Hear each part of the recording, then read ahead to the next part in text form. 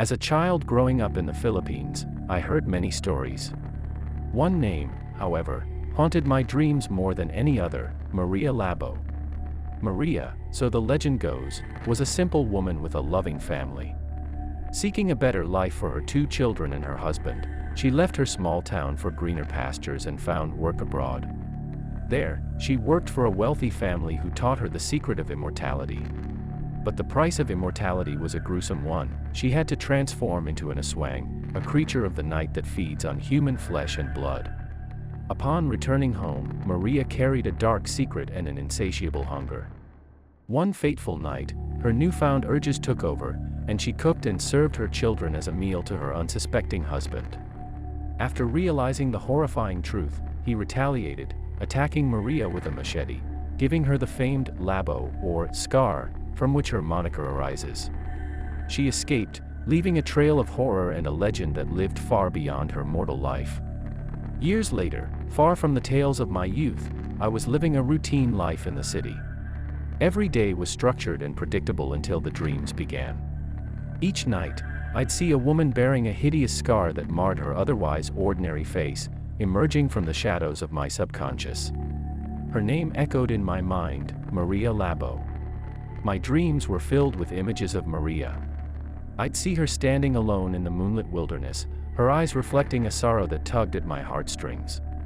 She'd extend her hand, beckoning me, and despite the chill that ran down my spine, I'd feel a pull towards her. Each morning, I'd wake up panting, her face etched in my mind. As the line between reality and my dreams started to blur, I began noticing odd occurrences in my waking hours. I'd catch glimpses of Maria's figure out of the corner of my eye, only to turn and find nothing. I'd hear hushed whispers when alone in my apartment, her name echoing in the silence. It was as if Maria was crossing the boundary from my dreams into the real world, her presence growing more palpable with each passing day. Seeking respite, I decided to return to my childhood home, hoping the familiarity would dispel the haunting images of Maria. But my dreams became even more vivid.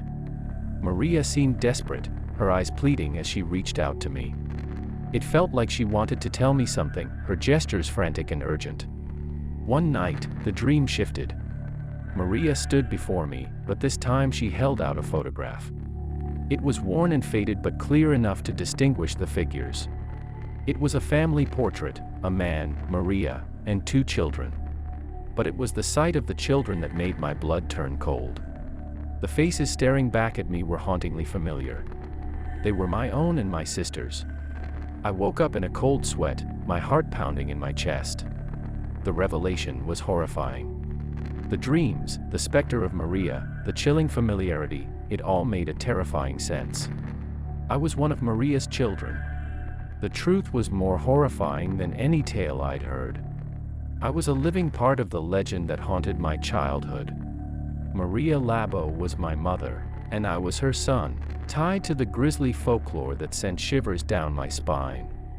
The terror of my mother's tale was now my reality, a horrifying secret that lingered in the limbo between sleep and wakefulness.